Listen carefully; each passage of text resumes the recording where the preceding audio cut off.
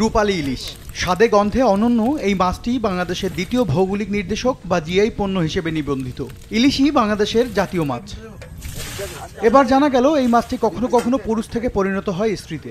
বৃহস্পতিবার সংবাদ সম্মেলন করে এই তথ্য জানান জগন্নাথ বিশ্ববিদ্যালয়ের একদল গবেষক, যারা গেল 5 বছর এই গবেষণা করেছেন চীনের সাংহাই বিশ্ববিদ্যালয়ের যৌথ উদ্যোগে। এজন্য নমুনা হিসেবে সংগ্রহ করা হয় বাংলাদেশের পদ্মা, মেঘনা ও বঙ্গোপসাগরের 6টি অঞ্চল থেকে বিভিন্ন আকার ও বয়সের 203টি ইলিশ।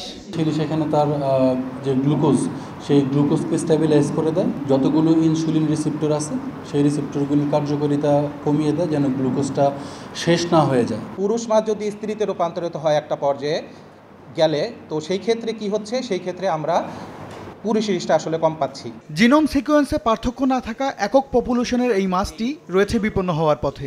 এই পপুলেশনটা এখানে সারভাইভ করতে নাও পারে, কারণ যদি অধিকতর পপুলেশন থাকতো তাহলে প্রকৃতি কর্তৃক তারা নির্বাচিত হওয়ার সুযোগ থাকতো, কিন্তু এখন ইলিশ একটা হুমকির মধ্যে রয়েছে।